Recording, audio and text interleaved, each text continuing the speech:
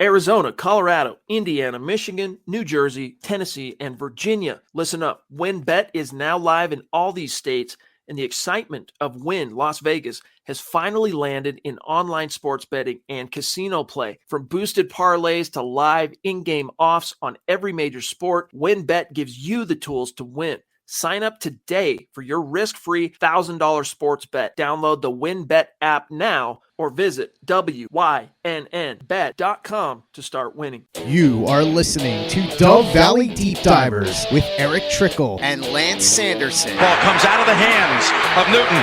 It's on the ground, picked up by T.J. Ward at the 4-yard line. Vaughn Miller did it again. On Overtime Media. Mile high hello, everybody in Broncos country. Welcome into another episode of the Dove Valley Deep Divers podcast. I'm your host, Lance Sanderson. Joining me, as per usual, is my good friend and colleague. He is Mile High Huddle's senior NFL draft analyst, the one and only Erick Trickel. Now, guys, how pumped up is Broncos country for this new head coach that the Broncos hired yesterday morning, very early yesterday morning when the announcement came across? I believe it was Tom Pelissero was the one that broke the news that Nathaniel Hackett, the Green Bay Packers offensive coordinator, was named the Broncos' new head coach, and it was later confirmed I think it was about 5 o'clock yesterday afternoon from the Broncos official site, saying that Nathaniel Hackett is the new head coach of the Denver Broncos. It's been a wonderful last 24 hours, at least with 24 to 36 hours or something like that. Erick, dude, I know that Kevin O'Connell was the guy that you were really intrigued by. Obviously, Dan Quinn was the guy that I really wanted to be the new head coach for the Broncos, but Nathaniel Hackett, that's the guy. What do you think, man? Nathaniel Hackett was my favorite option throughout this whole process. Okay, I thought I just remember you going on to the Broncos country tonight and saying, Kevin O'Connell was the guy that really intrigued. Hackett was my favorite. Gotcha. Okay. Same with Callahan. He intrigued me, but Hackett was my favorite all the way. I could have lived with Dan Quinn if that was the option. I'm glad that the whole thing. And I did an article on this, and it's what I did on radio show about the nepotism and that potentially being a flaw in the hiring process. And it's great to see that even if they went in with Dan Quinn, the favorite. We don't know for sure internally if that was the case, just what was going off reports, that George Paton was able to look at this and be like, all right, well, he's not cutting it, because there's been some talks that Dan Quinn didn't have not necessarily the best vision, but some of his guys that he was linked with for coordinator positions weren't the best or the most enticing. And now he's going to end up staying in Dallas. So it's nice to see that you're able to move on. And it's watching Hackett today, like, when he first was in, I was going around and I was watching all the stuff about him, like, oh, here he is mic'd up, and how exciting he is, how much energy he has. Man, tuning into that press conference today, like, it was obvious how energetic it was. And that was so refreshing, because let me say, the press conferences under Vance Joseph and Vic Fangio were a freaking snooze fest. They were so boring to watch. There was no energy. It was very just blah, blah, blah, blah. And it's great. And the energy resonates with the players and it resonates with the fans. And one of the things too is, like, with Vic Fangio, Hackett flat out said that he's going to allow music, and Fangio wouldn't. And that helps bring energy. And it was talked about a lot this past training camp that It was very bland and not very energetic. And that's part of it. I mean, there's a reason why people listen to music to do different things, to exercise and all that stuff like that. It helps you get pumped up, helps you get excited, helps to get the blood flowing a little bit. Listen up, Broncos country. TickPick should be your first choice to buy football tickets, because they save fans money by never charging any service fees ever. TickPick is the exclusive ticketing partner for the Huddle Up podcast and the Blue Wire Network. Denver Broncos football is finally back, and there's no need to exhaust yourself searching all over the internet to find Broncos tickets anymore, because TickPick, that's TickPick, is the original no-fee ticket site and the only one you'll ever need as your go-to for all NFL tickets. TickPick got rid of all those awful service fees that the other ticket sites charge, which lets them guarantee the best prices on all of their NFL tickets. Don't believe it? If you can find better prices for the same seats on another ticket site, TickPick will give you 110% of the difference in the purchase price. That's right, guys. When we were searching for tickets for the MHH meet and greet for Week 3 at home, Broncos versus Jets, TickPick had us locked down. So visit tickpick.com/huddle today and use the promo code HUDDLE to save $10 on your first order of Broncos tickets. And I got to say, though, is two things that will determine if Hackett is a Hall of Fame coach or not. He's trending the right way. He's a Star Wars fan. That's all that really matters. But he would cement himself as a Hall of Fame coach, in my opinion, if after his first win, he breakdances on the sidelines because he has a background in that. Like, that would be awesome to see. Dude, so we saw, the Sean McVay deal where he had, like Halle Berry as one of his play calls, and like Jared Goff was a big part of that and everything like that. And yes, Eric does that's the main reason why Eric is a Nathaniel Hackett fan, is because Han Solo is his favorite Star Wars character. Although Boba Fett, if I'm not mistaken, Boba Fett's your guy. Yeah, that's right. Anyways, no, it'd be great. He was a hip hop dance instructor at one point. It's fascinating. This guy's such a fascinating guy, guys. As Eric was saying earlier, I was listening into the press conference earlier today, and the very first thing that you noticed is not only his energy, but the fact that he wants to connect with you on a personal level. You would listen to like the very first question that he was asked was from Ryan O'Halloran of the Denver Post, and even before Ryan got to ask the question, Nathaniel Hackett was like, "Hey Ryan, it's good to see you again. It's great to meet you. I'm glad to be here. Thank you." It was like that with every single question that was asked. "Hey, it's good. I'm glad to be here. Thank you for having me. Thanks. It's great to meet you." He wants to connect with these reporters in the media, with everybody that he meets, apparently on a personal level, before we actually get to the business side of things. This is a breath of fresh air for Broncos country. Like, I'm telling you right now, this guy is packed full of energy. I put it out on my Twitter account earlier. Find me at Sanderson MHH on Twitter, guys. Like, this guy jumps with so much energy and so much lucidity. Like, he's just crazy high energy guy. I want to run through the door right now for him. I really do. Like, it's so much fun to listen to a guy that comes in, that brings juice, that brings the energy, that brings like the hyperactive personality that he has. It's just an amazing breath of fresh air. And I cannot be more excited. Like, quite honestly, I was excited about the announcement that they were going to hire him. But after listening to him speak, I love this move. I'm in love with this guy. I really am. And I cannot be more excited for the direction of this Broncos team.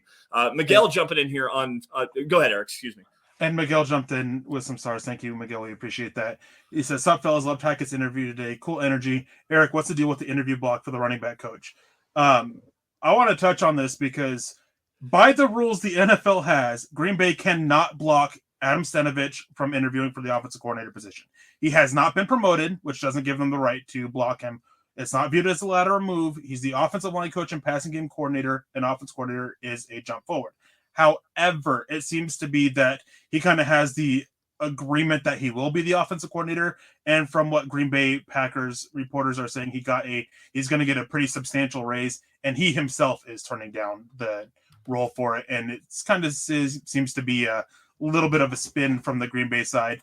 Maybe don't want to, like ruffle some feathers there by saying, "Oh yeah, like he didn't want to," or just kind of want to spin it a little bit because you obviously want to, keep a good relationship with those Packers guys for a certain Aaron Rodgers. And Lawrence, thank you for the question as well in the stars. But yeah, same thing. It's technically by the rules, they can't block it. It's just that it sounds like that he just didn't want to interview because he kind of wants to stay there.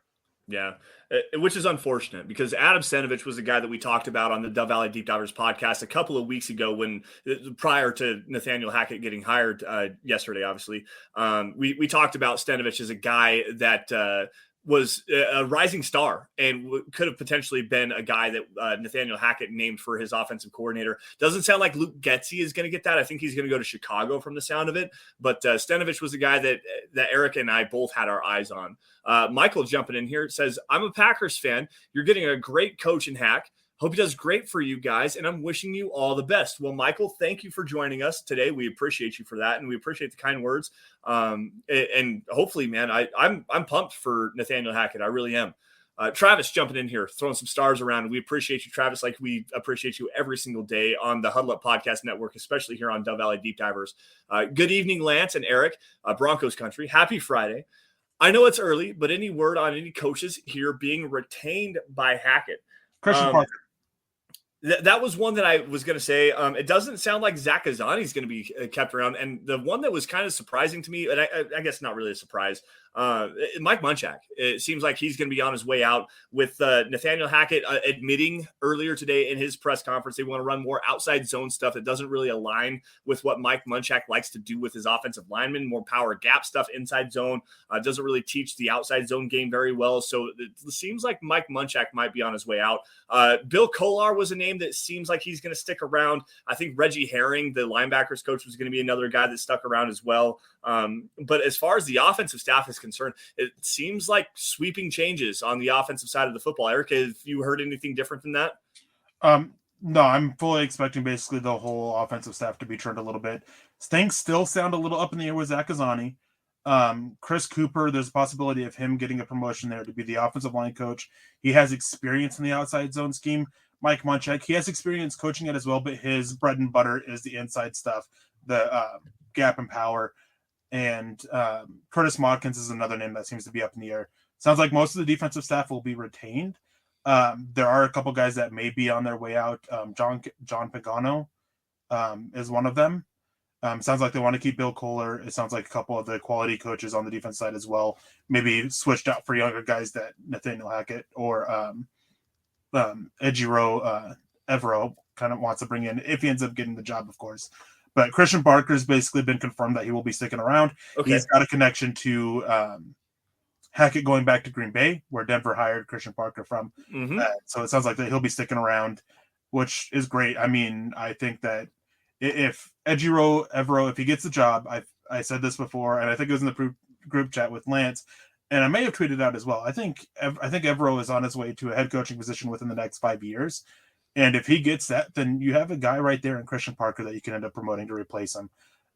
He's a young, very bright, up-and-coming guy, and there's been a lot of talk or a lot of communication I've had with people close to the Broncos about him, and it's been nothing but praise. Yeah, and Christian Parker is a guy that I really like as well. He worked a lot of wonders in the secondary this year with obviously bolstering the growth of Justin Simmons, working with Kareem Jackson as well. The rise that we saw from Pat Surtain, who had a lot of high praise for Christian Parker coming out of this season, Ronald Darby as well. So Parker's a guy, and quite honestly, if Ejiro Evero does not get the job, right now he is the secondary coach and the defensive pass game coordinator for the Los Angeles Rams, working underneath Raheem Morrison, formerly Brandon Staley as well. So he's got some experience with this Vic Fangio defense that we've got right now, worked underneath Wade Phillips. We'll get into more about him here in just a few minutes. But if Evero does not get the job, Christian Parker would be a guy that I'd be kind of interested in seeing if he couldn't be the defensive coordinator, as a guy that kind of sticks around and, gets that rising star boost from Nathaniel Hackett here. Michael Ronquillo, who is an amazing supporter of every single show on the Huddle Up Podcast Network. Great Twitter follow. He is just an amazing supporter, jumping in here with the extremely generous the stars donation here. Excuse me. And we appreciate you, Michael, for joining us again here tonight. Good evening, Lance and Eric on the Dove Valley Deep Divers. Good evening, Broncos country. I'm an excited Broncos fan from Tucson, Arizona, and you are an express company here with a very excited Broncos fan from Wyoming, another one from Alaska, and everybody across Broncos country, which is not a geographical location. It is, in fact, a hashtag state of being. And, Michael, thank you again for joining us tonight. Now, let me do some quick matters of business, guys. Again, you guys are watching the Dove Valley Deep Divers podcast. You guys can find me on Twitter by following me at Sanderson MHH, for Eric at Erick Trickel. Also, guys, while you're at it, follow Scott Kennedy, who's running the ones and twos behind the scenes here at Scout Kennedy. And also, again, guys, at Mile High Huddle. That's the mother account where you're going to get breaking news and analysis on your Denver Broncos. Facebook supporters, go to facebook.com/Mile High Huddle. Click that blue Become a Supporter button, because that's where you're going to get inside analysis from Eric on the Trickel Zone. You're also going to get Kellerman's Corner and Broncos Book Club with Chad Jensen exclusively on Facebook. So make sure you guys go and do that. And Trickel Zone is coming back with hot and heavy with some draft content. I know you just got back this last week. What's going on tomorrow? Probably going to be talking about edge rushers or tackles. Haven't made up my mind yet. Oh, there we go. I cannot wait, man. This edge class is so lit. It's an amazing, amazing edge class. Chase jumping back in here, throwing some stars down. And Chase, we appreciate you for joining us again as well. Thank you, buddy. But with that, guys, Oh, Dennis jumping in here with the $5 super chat. We appreciate you, Dennis, for joining us. If Hackett uses the outside zone scheme, are there any old linemen in the draft that we should target that would fit well with that scheme? Denver Broncos for life and Mile High Huddle for life. Eric, this is one right up your alley, man. What do you got? Well, I mean, let's see here. If you want to talk about tackles, I think Max Mitchell from Louisiana Lafayette. He's a guy who's got good movement skills. I think Ikama Kwanu, Icky, I think kind of moves him out a little bit. He's a little bit more power straight up, not a guy that you want moving. Same with Evan Neal. Like, Evan Neal is a decent mover, but not his strong suit. Charles Cross. I mean, this absolutely moves Charles Cross up for my wish list for the Broncos, going to an outside zone scheme. Dude, super athletic. I think it will help cover up some of his issues that he has in the running game. Even though he does, with lack of experience that he has too, so getting that experience will help him. I think Charles Cross can move up there. I think definitely might be worth that 9th overall pick now. Trevor Penning's another guy that I like a lot for this. Jackson Kirkland, he's a pretty good athlete coming out of Washington at the offensive tackle position. Those are a couple good guys there for that. Then on the inside, Zion Johnson out of Boston College. But I think the Broncos moving to the outside zone scheme, I think I like them a little bit better on the inside than I do at tackle instead of sticking with the scheme that they had. Quinn Miners has shown enough improvement with his play on the move, with his lateral agility. I just need to catch up the technique a little bit. Dalton Reisner is a much better fit for this scheme, so hopefully we see him start to work his way back. And I think Graham Glasgow being back, I really think that we're going to be seeing him move up to center, and I like his fit in this scheme. Christian Berry also is an okay fit with it. I mean, he's kind of in a weird spot because neither inside stuff, gap power stuff doesn't really fit him. Outside zone stuff doesn't really fit him, so he's kind of in a weird spot there. Daniel Fa'alele, as much as I'm a fan of him, he's definitely got the power straight up. Decent mover for his size, but if you're wanting an outside zone scheme, I mean, it's going to be rough at times with him. He would be so much better pin and pull. Like if you're going to ask him to move, you want him to be like initiating contact, like be that pulling tackle or a trap tackle, something like that. If that's what you were trying to do with Daniel Fa'alele, he's not a guy that can get out in front and move in that way. For 6'8", 380 or whatever the hell he's going to measure out at the Combine Senior Bowl. Like he's a big boy and he moves pretty well for a big boy, but he's not an athletic mover. A guy that kind of jumps out at me, I was watching him the other day and he's a great athlete. Trevor Penning, the Northern Iowa kid, he would benefit from being in an outside zone stretch scheme. I think he works in any scheme. I think he does, but using that athleticism that he has, he's got great length. He's got good athleticism. He can get out in front and go. He can get out in the screen game, which is something that Nathaniel Hackett likes to do as well, especially the tight end screen game, which is, Eric, I know you're not going to like that, but it's a thing there. It'd be interesting. Your offense. All right. So, guys, I wanted to give a shout out to Black Knight. He's sitting there lurking on Twitch. Always got to give a shout out to our Twitch supporters saying he's playing the new Switch game. My assumption is Legends of Arceus, and he's keeping an eye out on chat. Hey, Black Knight, it's great to have you here. It's always great to see you in the chat. Yeah. If it's Legend of Arceus, I was playing it a little bit before the stream. I enjoy it. That's how I want all Pokemon games to be going forward. And while I was watching that, some of you might know this, I was watching Legend of Vox Machina too. I was so excited that came out today as well. Yeah, I haven't got the Legends of Arceus yet, and that's going to be something that I do here probably in the next 41 minutes. So as soon as this is done and over with, I'm going to go play some Pokemon, damn it. Eric jumping in here. If Brian Flores remains available, do you think that he is a viable option as a defensive coordinator? I think he's a great candidate who Hackett can give full reign to run the defense while Hackett focuses on calling the offensive play calls. Eric, I appreciate the comment here. I don't think that that's a possibility. Honestly, I think that Brian Flores is looking for a head coaching job. And another thing that it's been widely reported from multiple people, Brian Flores created a really toxic work environment down in Miami. It's not only Benjamin Albright, I believe Tom Pelissero, I think Field Yates also had that as well, where he was like not a friendly person to get along with. And it kind of created a huge discourse in the front office. He was not very friendly with Stephen Ross, the owner of the Miami Dolphins, or Chris Greer, who's the general manager there. I don't think that that's going to be a possibility. Watch for him to end up in maybe Houston. I know that New Orleans has asked to have him in for an interview, and now that Brian Dable is going to be the New York Giants head coach, I think that his options are running slim. He might be a defensive coordinator and then jump back into the coaching search again here in the next couple of years. So, Brian Flores of the Broncos is probably not going to happen. Yeah, that wasn't the best work environment there. He had multiple issues with the staff on the offensive side of the ball. That was pretty well reported. There was multiple reports about him getting into basically shouting matches. He wanted things done his way. It was his way or the highway. He wanted to go get his guy. He alienated players that he had because he wanted to make certain trades. Guys that he was behind for drafting, he alienated.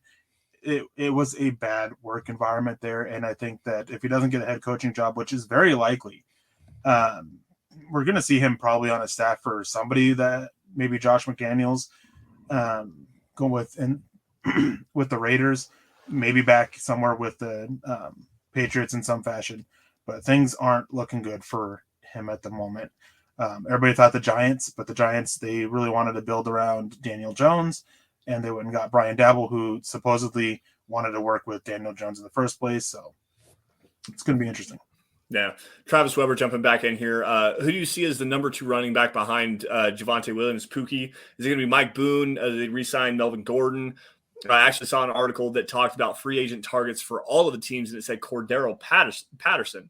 What are your thoughts on that? And do you think that Williams will blossom in Hackett's scheme? I'm going to go to the second to the last question here about Javonte Williams blossoming in Nathaniel Hackett's scheme. I actually do think that's going to be the case. I really do. When he was at North Carolina, when they would run the stretch zone plays that they would run, which wasn't very often, the vision questions that he had this season, especially in the gap stuff where he was supposed to put his head down and just go, that was where you saw a lot of issues with him because he wouldn't just hit the hole and go. It almost seemed like he lacked some decisiveness there.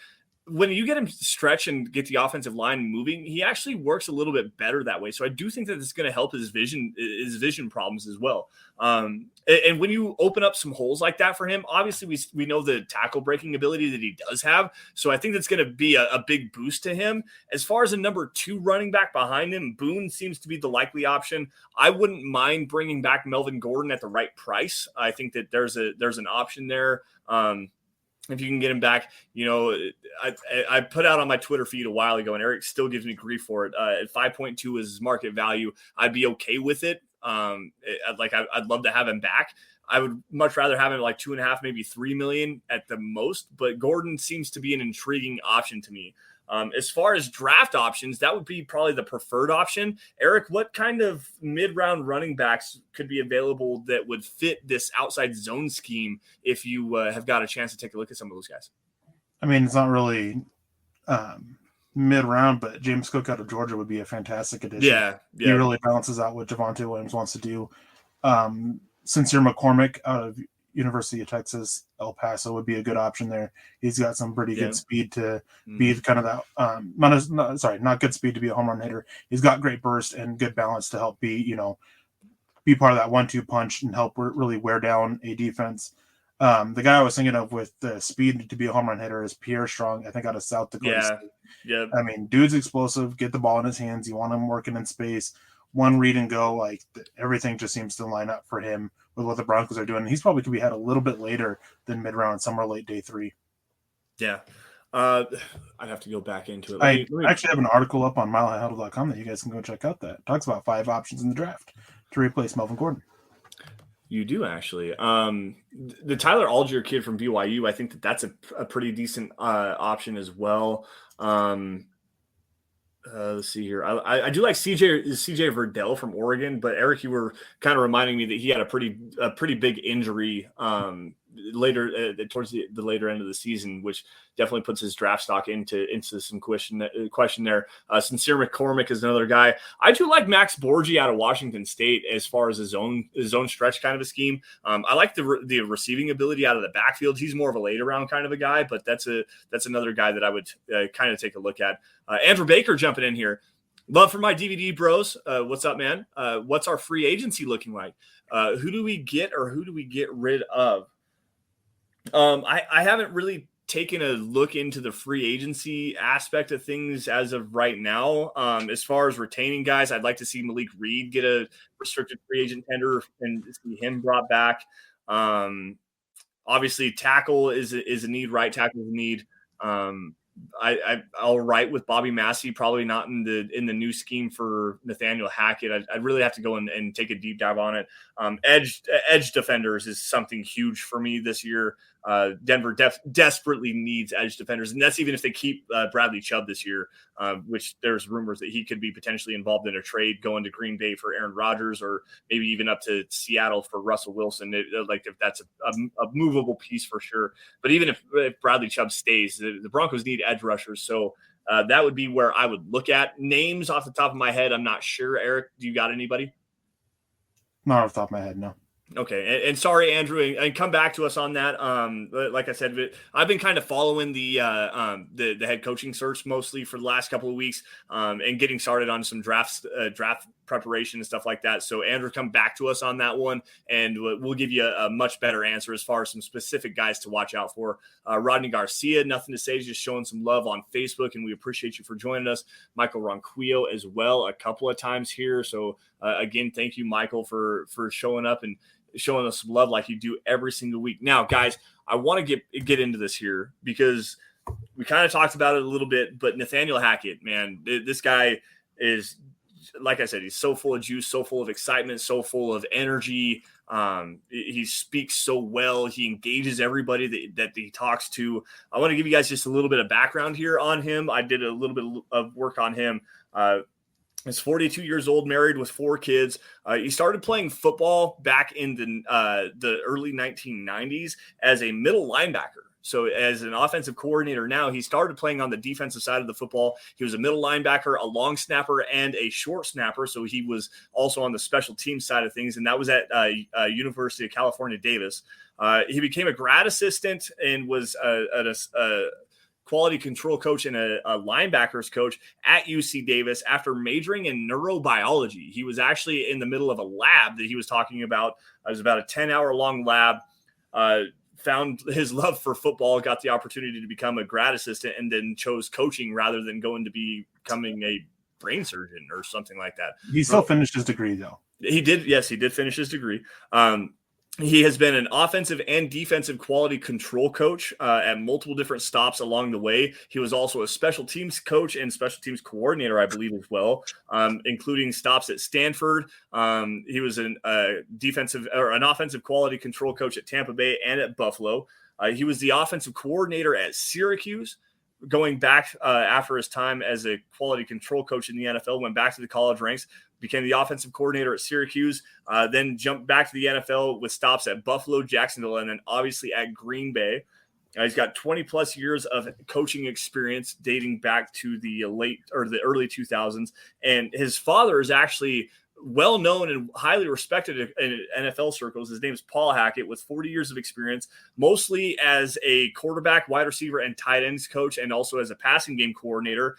He was very heavily noted at San Francisco as the quarterback's coach for Joe Montana.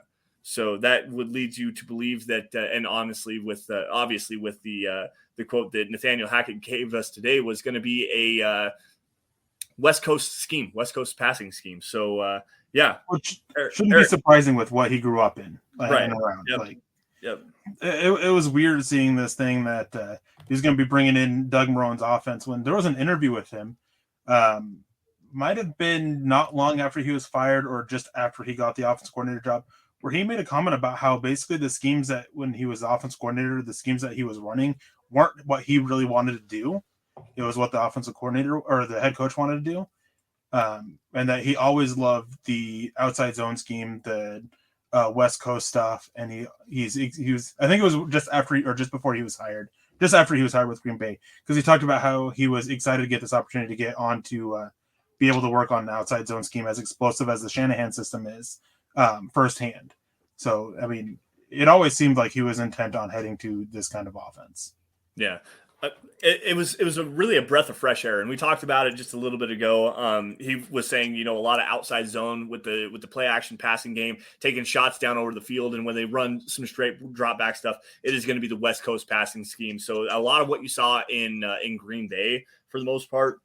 I had heard some intel from Benjamin Albright saying that he was mostly going to be focused on like a K-gun offense, spread 3 wide receivers, stuff like that, a lot of shotgun stuff. But the comments that Hackett gave us, and I was really hoping that we were going to get a lot of insight, and kudos to the Denver media guys that were there. I believe it was Troy Rank that actually asked him the question about what his offensive philosophy was going to be. And to see outside zone come back to this to the Denver area, and he actually gave a lot of credit to watching Mike Shanahan and John Elway back in the 90s, watching John Elway throw those deep bombs off the play action boot game.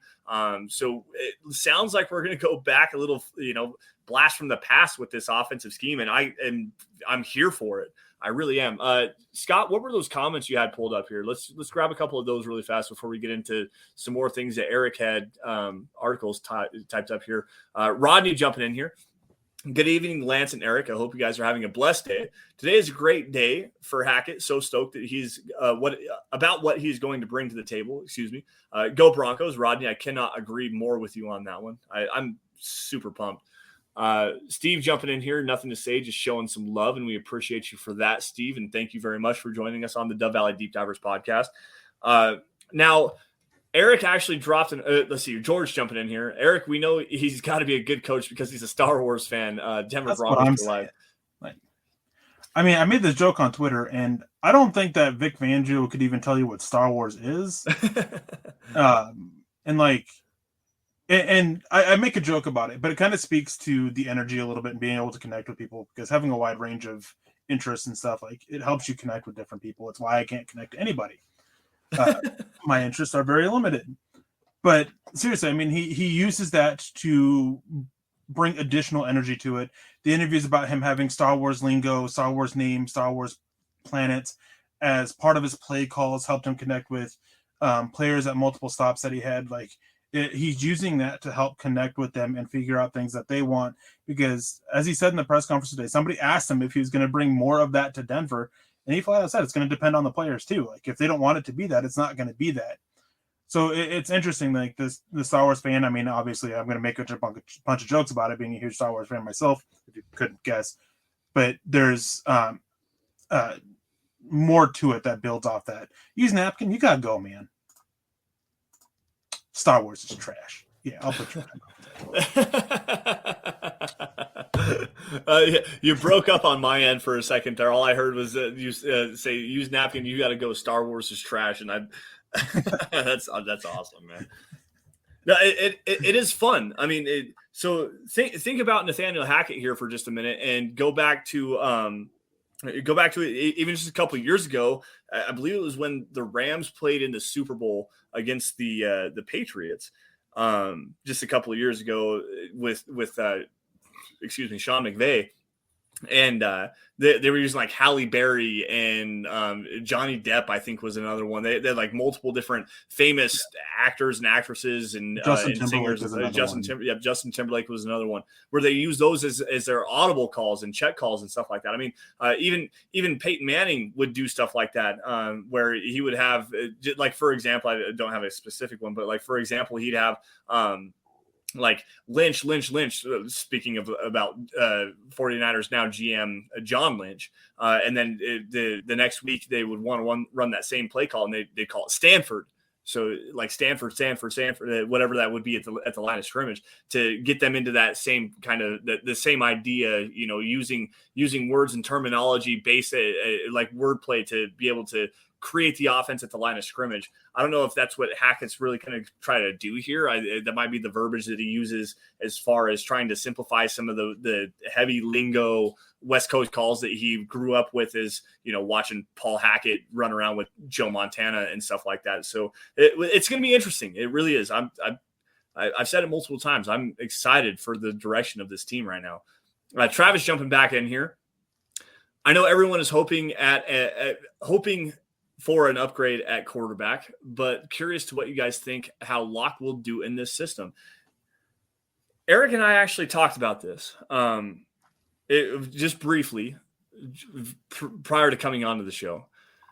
I honestly think that if there was any way that Locke could potentially improve, this would be the scheme that he could do it in. And the reason I say that is based on the 5-game sample size that we had of him at the tail end of his rookie season, running a lot of similar things that what Hackett is supposedly going to do here, based on his words. But with Rich Scangarello, the wide zone stuff that he was running, the bootleg stuff, the West Coast passing schemes, simplifying the reads down to one half the field, I think that there's a room for Drew Lock to actually improve in this. The problem is he actually going to buy into it? I do firmly believe the Broncos are going to go and get Aaron Rodgers. I do firmly believe that this is a way for them to be able to secure the opportunity to do that. But if there's and Scott, this is your point. We'll give credit to Scott Kennedy here. If there's a quarterback brought in that Drew knows for certain that he's not going to be able to beat out, does Drew just go into a shell or flat out demand a trade? As a fallback option, we're going to see this one last chance, maybe draft a kid and see, if Drew Lock can fit into this offense and maybe improve. I could understand where there would be some intrigue to that. However, the Lock conversation with me has been done since week 14 of last season. And I published that in my takeaways piece after the Broncos lost to the Kansas City Chiefs late last year. I don't think that there's really a spot, and I don't think that it's possible for Drew to actually do that. However, in this scheme, if there was any light at the end of the tunnel for him to be able to do that, this would be the spot for him to do it. Only way Drew Lock is around on this team is if Denver misses out on one of the veteran quarterbacks.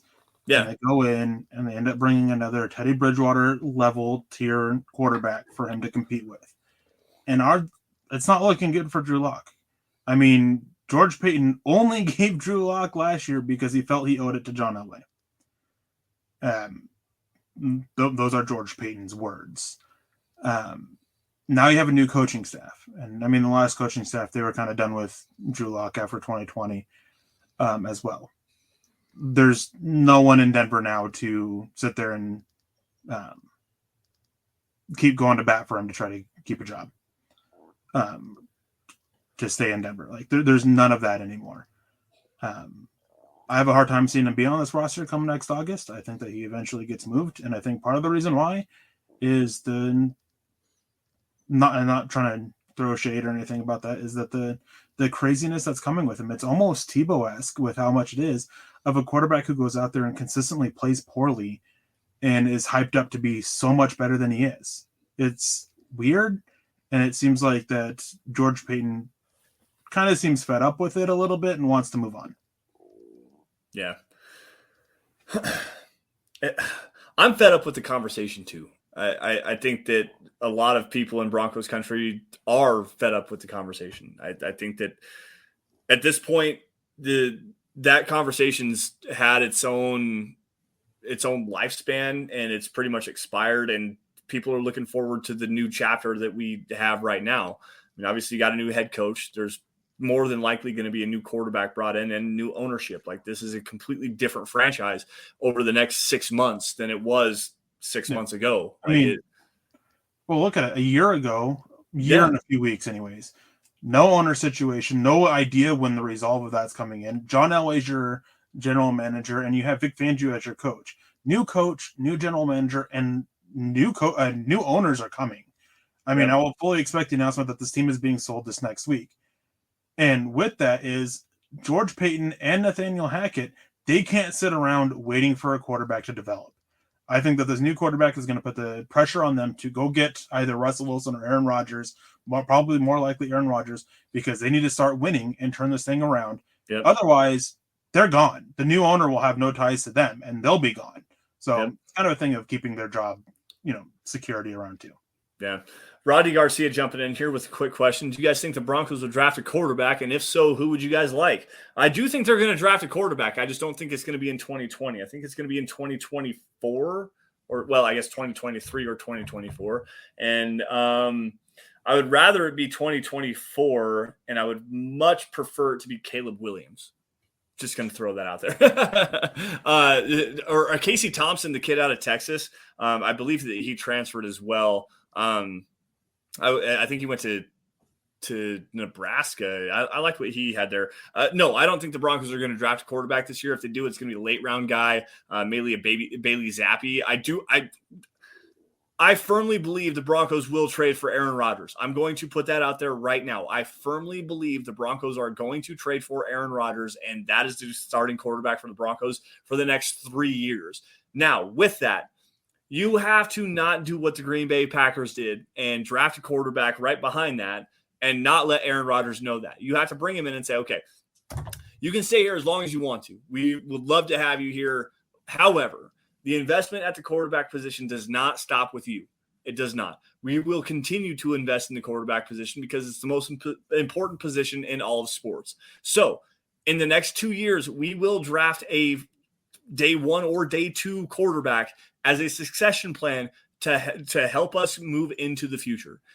And we would like you to be a part of that succession plan. Help us help him. Help us continue the success that we can have coming off of the end of your career. And hopefully with the end of his career comes a Super Bowl with a smooth transition into a new quarterback, like what John Elway tried to do with Peyton Manning and Brock Osweiler, but also failed to do by not really smoothing over the relationship at the end of that Super Bowl season.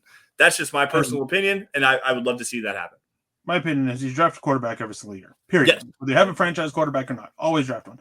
Doesn't always mean early. And I've said this on Twitter multiple times, and everybody jumps, well, if you do that and you hit, then you're still spending early. No. Because I mean, like, if you have a veteran quarterback, then take a shot on a guy around 7. Yep. Maybe you can get lucky, flip them for more picks, and get a win there. Like, always draft a quarterback. And I think Denver should definitely draft the quarterback. Even if they end up trading for Aaron Rodgers, use one of those late round picks as a veteran, one of these quarterbacks in here to try and turn the quarterback room. I mean, it's worth a shot. Brett Rippon, I mean, I think he's the most likely quarterback of the 3 from this last year to stick around. Yep. So keep churning that roster, keep churning the quarterback position, try to grow them and be able to flip them, have them shine in preseason and flip them for a picks. Spend a 7th round pick, go get a 6th or 7th round pick because quarterback is so valuable. Always go do that. There are lotto tickets that you just want to keep kind of going after and trying to hope that he hits on it. Kevin came out the $5 donation, said would it make sense to take 2 edge defenders in the draft just to throw some different looks at defenses? Nick Bonito is a good edge and off-ball linebacker. I like Nick Bonito quite a bit, and definitely one of the guys that I would be looking at. And this is a strong edge class. There's so many edges. Oh, yeah. When I think in my first initial top 100 board, I had 12 or 13 edges in my top 100. And looking back at that, there's guys that I think have risen up that can definitely be in that conversation now. It is extremely talented. A lot of great guys.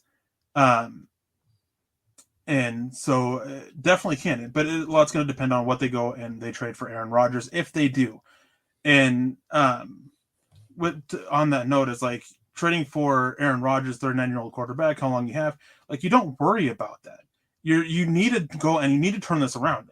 How many losing seasons has it been? 5 losing seasons. Yep. You got to do something to turn it around. With new owners coming in, George Payton, Nathaniel Hackett, they have to do something to turn that around. Drew Lock's not going to do that. Any of these quarterbacks in this class aren't likely to do that. Aaron Rodgers will. You'll get him for 4, 5, maybe if you're lucky, 5 years. And that's fine. And you can still go, and as the time gets nearer, you can sit there and try to take shots to sit there and overturn this. 39 years old, like, okay, he's a star. He's coming off the best 2-year span of his career, back-to-back MVPs. There's a difference there between a 26-year-old quarterback who's not cutting it.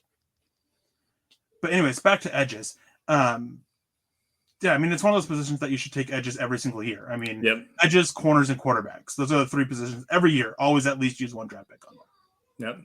Yep. And there's a lot of really good edge prospects in this class. Obviously, you're probably not going to get Kayvon Thibodeau, Aiden Hutchinson. Those guys are probably off the board.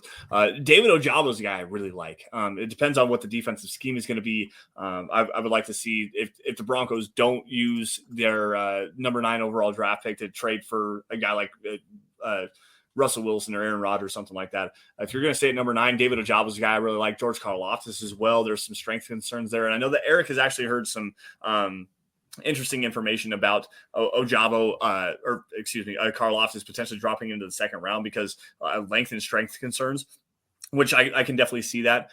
Kingsley Enigbear is a guy that I really liked, and Eric and I talked about that a little while ago. Maybe not so much. And again, that comes back to the scheme there. Let's see here. Drake Jackson's a guy that I kind of like as well. Probably Shane Ray 2.0. Let's see here. Looking at this again. Majai Sanders is a guy I like a lot as well. Looking at Eric's list here. We actually were talking about doing we're getting ready to do a collaborative effort on a top 100 big board based on Eric's rankings here and splitting up some of the scouting reports for the Finding Broncos series that we do every single year at milehighhuddle.com. So looking at that, there's a lot of names this year. It's a very intriguing edge class. And Travis came back in saying, like the what if scenario, if the Broncos did draft a quarterback at 9, Corral would be the only one to me, but that to me is a little bit too rich. Peter jumping in here. Which of our coaches do you think will stay after this hire? We kind of already went through this one. I do think most Christian of the defensive, Christian Parker's he's the only one that's for sure at the moment. Yeah. For sure. No, Bill Kolar is another one. Offensive staff's going to be turned over. Ronnie jumping in here. I hope the Broncos keep Ed Donatel. That is probably not going to happen. If Dan Quinn was brought in, I could see that. But with Nathaniel Hackett brought in, Eric, I want your thoughts on this. And I'm not exactly sure about it yet based on we just don't have enough information here. But let's just say, like, for example, and we obviously know it's not going to happen, but the Broncos did hire, Adam Stenovich as their offensive coordinator, and then they bring in Ajiro Evero as the defensive coordinator. The problem that you have there is that none of those coaches have head coaching experience, not a single one of them. So Ed Donatel would be another guy that doesn't have head coaching experience, but he has a lot of years in terms of service. Does not having any head coaching experience, a guy that you can lean back on that has the ability of understanding game management, how to operate a team from the top down, does that bring any cause for concern to you? Obviously it does a little bit. I mean, you like to have a little bit of experience on the staff, and my philosophy is if you have a rookie head coach, in this case, a rookie head coach on the offensive side of the ball, you don't want a rookie defensive coordinator. You kind of want somebody with a little bit of experience to help take some pressure off the plate, but it's going young. And that seems to be the path that the Broncos want to take. And just to clear something up, I said maybe 5 years for Rodgers if you're lucky. And the reason why I say that is because right now, 4 years ago, after the 2018 season, or after 2017 season, a lot of people thought 2017 or 2018 season, a lot of people thought Tom Brady was done. A lot of people thought Peyton Manning was done after his injury, so on and so forth. You don't know how long a quarterback has. He just had back-to-back years. I mean, he's not guaranteed the MVP this year, but he should be. And quarterbacks, they don't typically just fall off a cliff. There's typically a pretty steady decline for them that happens over 2 or 3 years. So Aaron Rodgers probably has maybe 3-4 years, 5 if you're lucky, which is what I was trying to get at earlier. Nathan asks, any updates on the strength and conditioning staff with a $2 donation? Thank you for that donation. We appreciate it. No updates at the moment, but it sounds like that they'll be on their way out. Yeah. Just based off stuff I've heard, it sounds like that they kind of want to redo that, which makes sense a little bit. There's a lot of soft tissue issues. And there was some rumblings coming out about the players not really being super happy with the strength and conditioning regime that the Broncos had the past couple of years. It was kind of interesting because a lot of the things that you hear about the strength and conditioning coaches, you don't necessarily understand it. A lot of these players, they have their own strength and conditioning coaches as well. They have their own nutritionists and stuff like that. Massage therapists. I know that a guy that goes around on Twitter a lot, Mario Vitanzi, Jedi Master Mario, I think is his Twitter handle, whatever it is. He actually owns Vitanzi Therapy, who does a lot of chiropractic work and stuff like that on Broncos players. I know for a fact Cortland Sutton goes there. I know Jerry Jeudy goes there. Mario's a great follow as well. But like they all have their own specific guys that they like to go and see. And Lauren Landau, who is the strength and conditioning coach for the Broncos, was a guy that a lot of Broncos players went to. I believe that was before Vic Fangio was hired, because I think Fangio was the one that brought Lauren Landau actually in. But that was the reason why, was because all the players went to him anyways. So they're like, we might as well just bring him on and, have him be a part of our normal every single day maintenance as far as strength and conditioning is concerned and stuff like that. Now, under Landau, there was a lot of questions about him overtraining some players as far as leg days and stuff like that, which did lead to leg fatigue and then also lower body soft tissue injuries. But there was a lot of guff that came out of that, because the lower body injuries that we did see, there was a lot of Achilles injuries and a lot of ACL tears, not so much the calf strains, and there was some quad strains and stuff like that for sure. But Lauren Landau got kind of a rough, like a short straw on that a little bit, but also at the same time, there is some correlation there. So Landau getting replaced is probably likely, but it's not necessarily a shame. There's still probably some players that are going to go back to him. Michael Ronquillo jumping in here with another massive amount of stars, and we appreciate you, Michael. A great show tonight, Lance and Eric on the Dove Valley Deep Divers. The future is bright with Hackett at the helm as the Denver Broncos head coach. Go Broncos. And Michael, again, we appreciate your support here.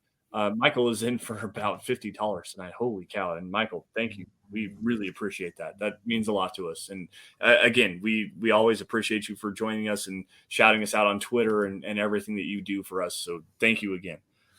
Hey, Lance, can I ask you a question? Yeah. Don't you love it anymore that when we're on, we want to have a conversation about something? And tonight we want to talk about Nathaniel Hackett. We want to talk about the schemes that he's bringing in potential coordinators, and it somehow gets taken over by Drew Lock stuff and now Aaron Rodgers stuff. Like, guys, can we not go a week without Drew Lock being mentioned? Dude, I think by now everybody knows where we stand on it. I've made it very clear that I'm just tired of the conversation. I really wanted. We have about 10 minutes left. I really wanted to get into some of these candidates for offensive and defensive coordinator. So let's do it. There's a lot of stuff that we can drop there. I mean, it helps give you a better idea about different things for it. But so Black Knight jumping in here because he's got a question. He says that, oh yeah, by the way, I got a question. For the Devontae Adams trade, if we do it, why not use KJ as a trade piece instead of Jerry Jeudy? Very simply put here, okay? KJ Hamler has not showed the potential upside of a Jerry Jeudy. He's also coming off of a torn ACL. His very niche usage in the Broncos scheme, as far as using him as directly a deep threat, doesn't necessarily mirror what is going to be valuable for the Green Bay Packers. They're going to look for a guy that's a multi-versatile kind of a player, a guy they can use all over the formation, a higher end draft pick, and also not coming off of a torn ACL. So, yes, that would be why you would use Jerry Jeudy in that trade piece and not KJ Hamler.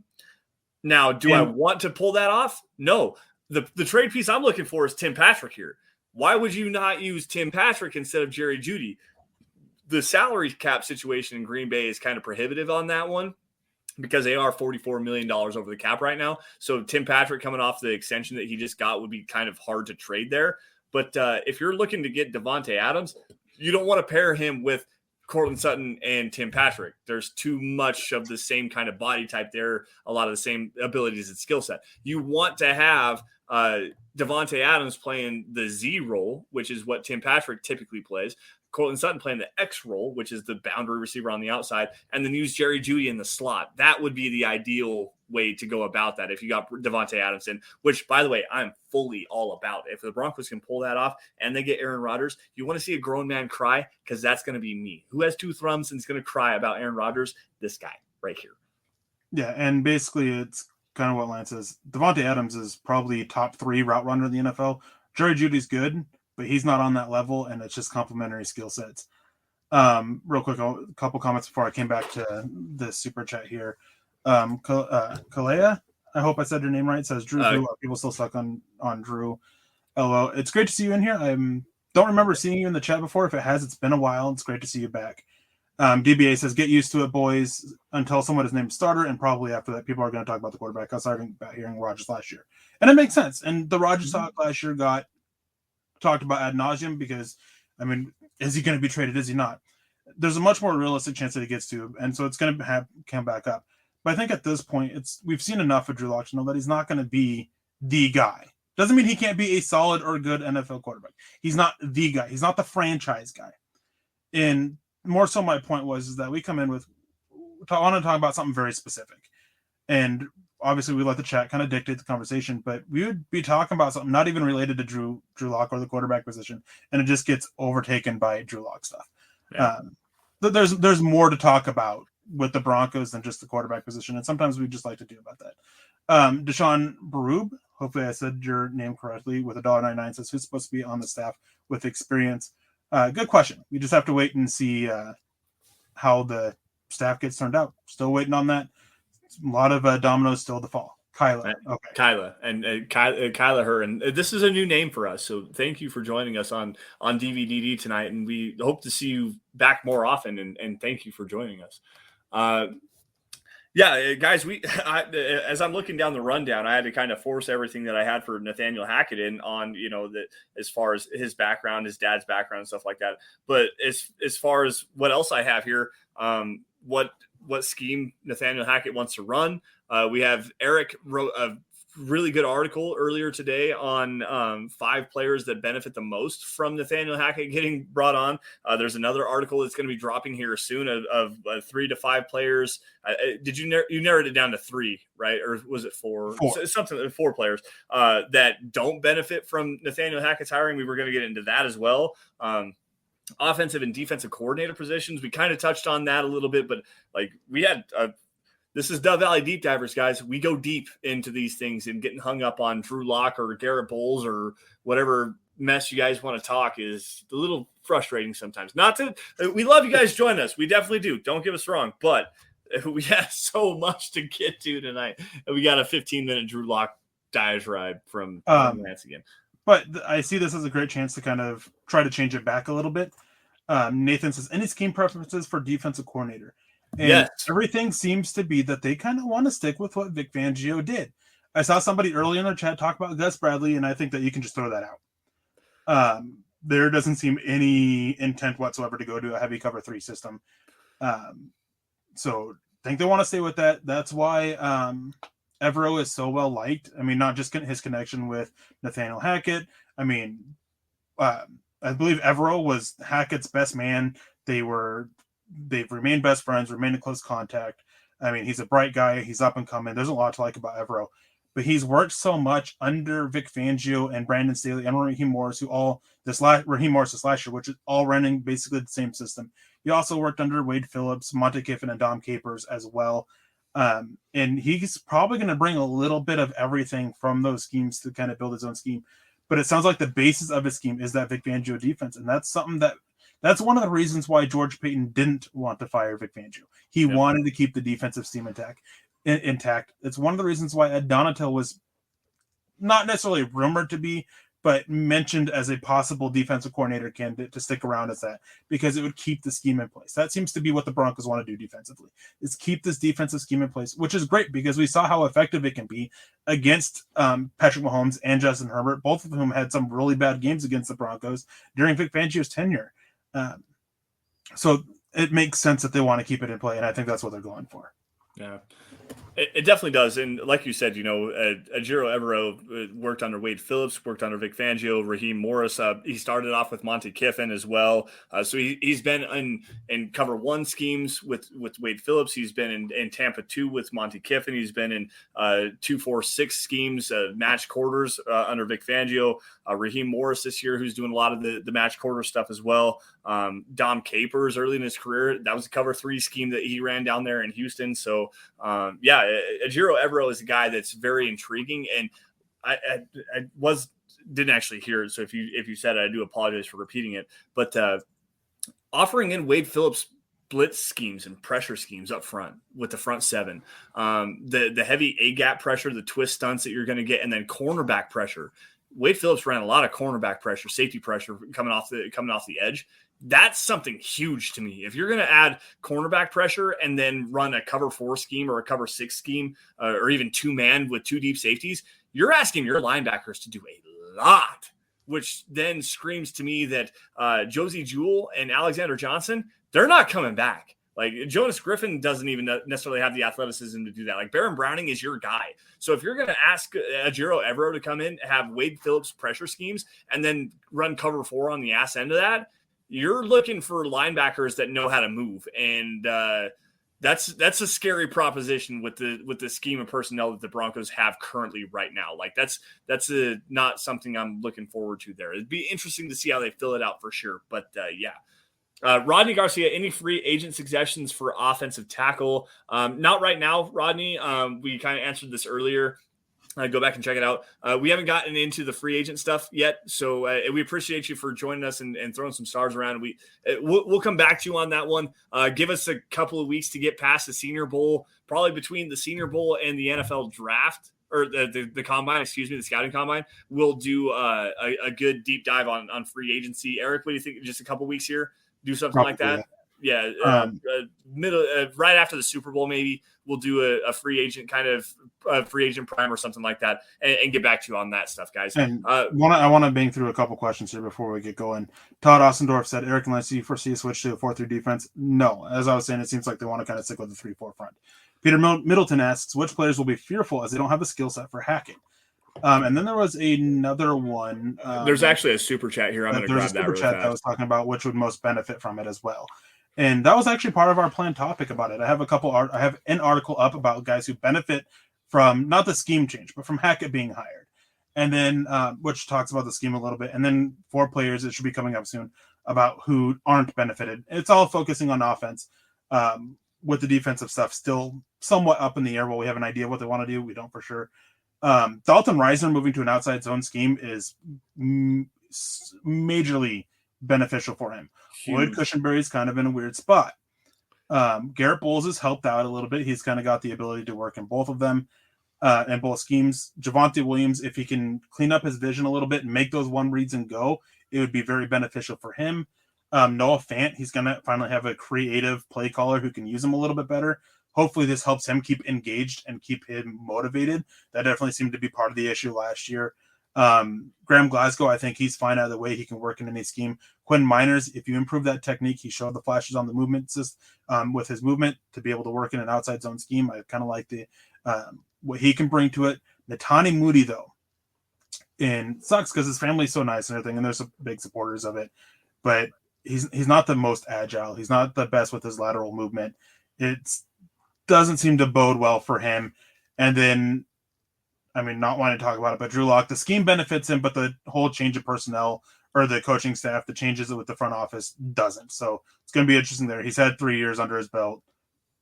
Yeah. Major questions up the end there, in the end there. So, and there's multiple other guys on it as well. I don't think Tyree Cleveland's the best fit. Tim Patrick, I think he's got a skill set to be effective. Or Cortland Sutton, I think, has a skill set to be effective. Tim Patrick, on the other hand, could be a little iffy there, which could be why, as Lance was talking about earlier, with a potential trade for Devontae Adams with Aaron Rodgers included, including Tim Patrick over Jerry Jeudy, it would make sense because Tim Patrick's not the best fit for what they want to do. No. But there's definitely, I mean, if we had time, I could have gone through the whole offense basically, but KJ Hamler would have been an interesting one too, and I know you have him as a guy that benefits so much from this because the deep shots. Hackett knows how to use explosive playmakers down the field as well as on short things to get the ball in their hands and have them make plays. Yep, something that you would see a lot from Nathaniel Hackett, and this is another one here is both the tight ends, Noah Fant and Albert Okwuegbunam. And we talked about it a little bit earlier. Screens kill your offense, tight end screens specifically. But there is an emphasis from Nathaniel Hackett on getting tight ends involved in the passing game. It's not a huge one, but there is something to be said about what he was able to do. I think he had Julius Thomas back in 2017. When he was back in Buffalo, they had Lee Smith, who actually was a fairly solid tight end as well. Robert Tonyan was a guy in Green Bay that has had a lot of success with the Nathaniel Hackett scheme. So Noah Fant having the athleticism that he has, Albert Okwuegbunam, who has the athleticism that he has, those guys could definitely benefit from Nathaniel Hackett as far as his play calling goes. I think we're going to see some more 12 personnel based on what we have here. I do think that 12 personnel is going to be a big boost to this offense. If we're going to run outside zone, you want good blocking tight ends. And if Noah Fant wants to wrap his head around actually becoming a blocking tight end, we could see a lot of 12 personnel this year. Steve jumping in here with a solid question. What are some exciting accomplishments that Nathaniel Hackett has without Aaron Rodgers? He led Blake Bortles and the Jaguars to the AFC Championship game. That was 5 minutes away from making the Super Bowl, and would have given us a Nick Foles, Blake Bortles Super Bowl. We said this about Pat Shurmur, so it's kind of iffy, but he literally has gotten the most out of quarterbacks he played with. He had, I believe it was EJ Manuel was the quarterback for his time with the Bills. And he did nothing outside of him. And that the Bills offense wasn't good by any means, but they improved from the year before, and they got worse after he left. So the Jaguars, that year 2017 when he led into the AFC Championship game, that was a great year from that offense. He kept Blake Bortles calm, cool, collected, making the smart choices, not being super turnover with the ball, very run heavy off the back of Leonard Fournette. Yep. And then the next year it kind of got worse. But it seems from things that I've heard is that it was more wanting to change things up. And then of course there's only so much you can overcome with bad players at the quarterback position. Yep. And Blake Bortles just regressed so much, falling into so many bad habits. Nathaniel Hackett's resume outside of his time with Aaron Rodgers is still quite impressive. Yeah. And it's weird that people want to have tried to slam that but use it, but ignore throughout the coaching process.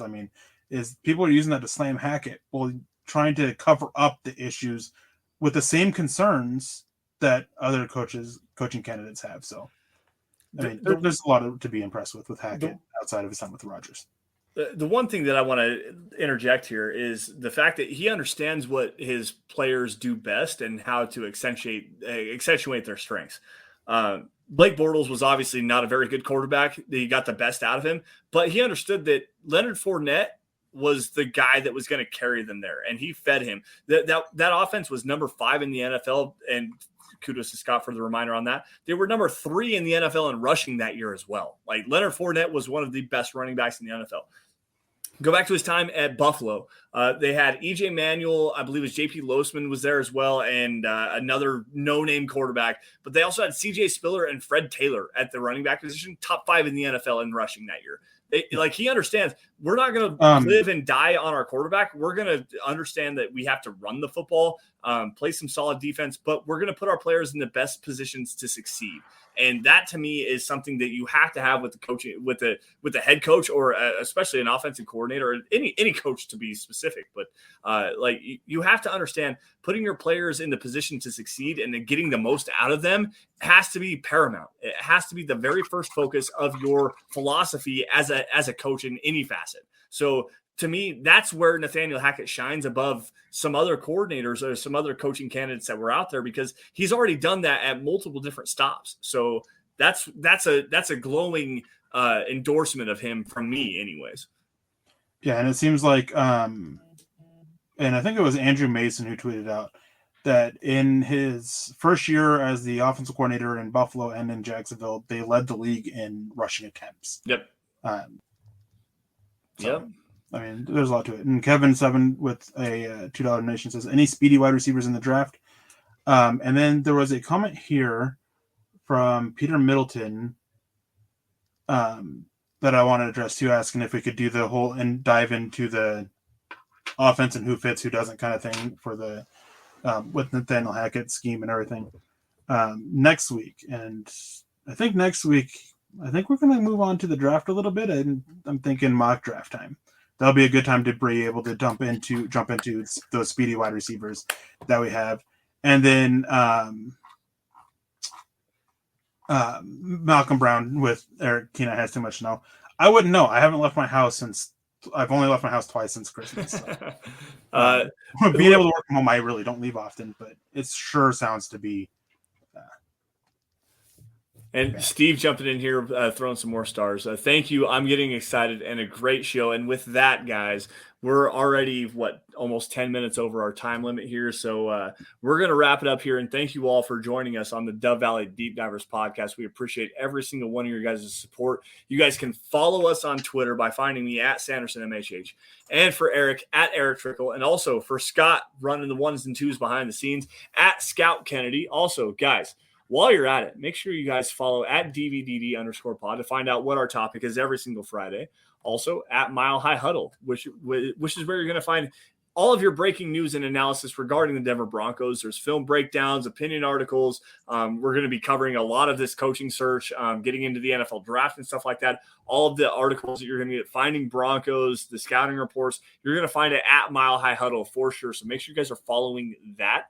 Facebook supporters, make sure you go to facebook.com/Mile High Huddle. Click that blue Become a Supporter button. $5 a month gets you premium access into the Trickel Zone, which airs every Saturday, I believe, at noon. The Kelberman's Corner, Sundays at noon, and Broncos Book Club with Chad Jensen as well. Eric's going to be jumping into a lot of draft content here, and I'm going to be jumping into it as well. So hopefully we can get a lot more support of the Trickel Zone on the Facebook side of things. So make sure you guys are doing that as well. Folks, if you guys are financially able to do so and are willing to do so, go to huddleuppod.com. That's the merch booth, guys. That's where you're going to get yourself a hat, like this Dove Valley Deep Divers hat I have right now. There's a hoodie, there's a face mask, a coffee cup, a t-shirt to support every single one of your shows. The Broncos for Breakfast coffee cup that I still haven't gotten shipped yet for Scott and Nick in the mornings. Anything to suit your fancy, guys. A onesie for your baby, if that's your thing. Something for the guys, something for the gals. If you're able to do so, huddleuppod.com. That's where you're going to be able to get that. And guys, if you're not financially able to do so, or buying merch or whatever is not your bag, like it's fine. We all understand. However, it's been like 3 years, damn near. Eric and I have been going for a long time on the Dove Valley Deep Divers podcast, and the Huddle Up Podcast Network has been going forever on YouTube. Subscribe wherever you guys are at. Subscribe to Mile High Huddle on YouTube specifically, but also on Apple Podcasts, Spotify, Facebook, Twitter, Twitch, does not matter. Subscribe to Mile High Huddle. Like every video you guys see, and if you love it, share it. Share it and get it in front of as many Broncos fans as humanly possible, because without your guys' support, we could not do what we do best, which is cover your Denver Broncos. Now, with that, Scott, what you got here? Did Shadif super? I didn't see a super chat. Did we miss a super chat? Mike, I didn't see a super chat from you to read or anything, so that's why we didn't read it. Yeah, if we missed that, then we apologize. The chat goes quick sometimes, so if you got a super chat in there and we didn't, shout out to Shadif. And if you got a question for us, get to us on Twitter. Like I said, at Sanderson MHH, for Eric at Erick Trickel. Get us that, and we will definitely reach out and get back to you on that. Michael Ronquillo says, jumping in with some more stars here, George Payton will be at the Senior Bowl next week, and yes, he will. He was asked that directly from Andrew Mason earlier today. So yes, George Payton will be at the Senior Bowl next week. It's going to be interesting to see if Nathaniel Hackett is there as well. I'm super excited for the Senior Bowl. There's some great talent there. Yeah, that's going to be the course of our show next week. Senior Bowl analysis. Eric's going to get to go nuts. I'm just going to forewarn you on that one. That's our topic, is talking about the Senior Bowl prospect next week. Well, Senior Bowl first, and then we can do a mock draft. Okay. Senior Bowl. If we're gonna do that, we're always gonna be pushing it back then. Senior Bowl first. Senior Bowl first. I love gold. Mike from Wisco jumping in here, and yes, we love gold. So does Nathaniel Hackett. Austin Powers reference for you guys on the way out the door. Anyways, Eric, any last words, buddy?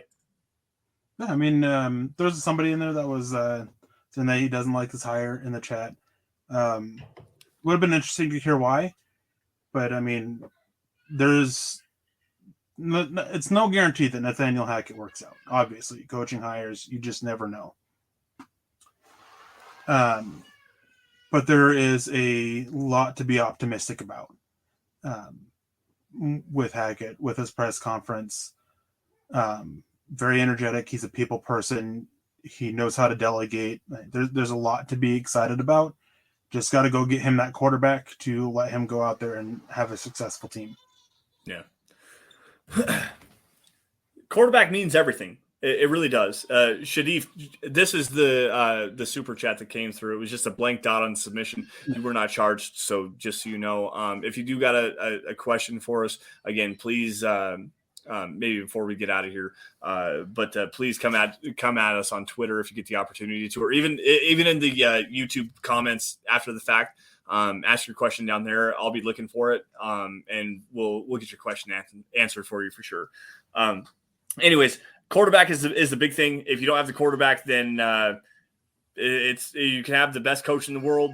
Look at what happened with Bill Belichick last year, especially, but also this year. I mean, the Patriots made the playoffs this year, but also at the same time, was it really because of Mac Jones, or was it because Bill Belichick kind of carried him there? Like you can have great coaching, but without the quarterback, you're not really going to be able to do much. So getting the quarterback is a big thing. And I'm hoping that Hackett can figure it out. I really am hoping the Broncos can figure it out. Hackett can find the proper course of action to get the quarterback position shored up, and we can get out of this, 6-year in a row funk of not being able to make the playoffs, because that's not the Broncos football that we know and love.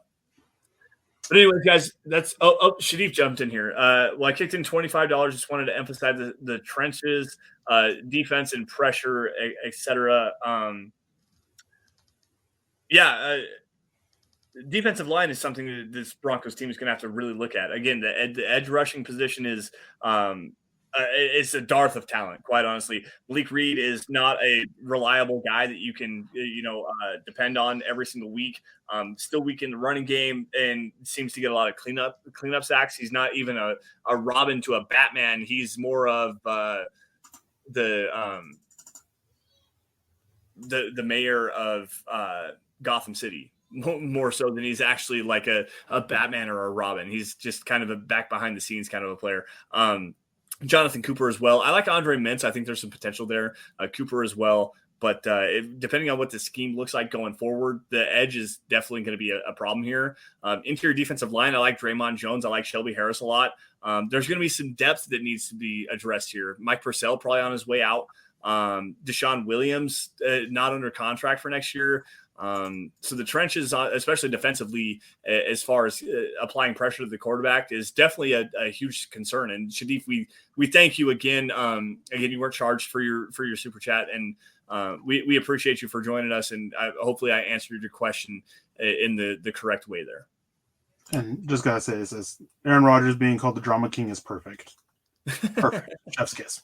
It really is. Michael with some more stars on the way out the door. But anyways, guys, that's going to do it for us on the Dove Valley Deep Divers podcast. You all stay safe and take care. Have a great rest of your weekend. Also, again, make sure you guys check out milehighhuddle.com for all breaking news and analysis. There's going to be a lot of quote breakdowns and stuff like that regarding Nathaniel Hackett, Rodney with some more stars jumping out on the way out. But milehighhuddle.com, get all of the Broncos analysis that you can. With that, guys, we're going to say goodnight. You all stay safe. Take care. Have a great weekend. We'll see you guys same time, same place next week on the Dove Valley Deep Divers podcast. And as always, guys, go Broncos. You've been listening to the Huddle Up Podcast. Join Broncos Country's deep divers at milehighhuddle.com to keep the conversation going.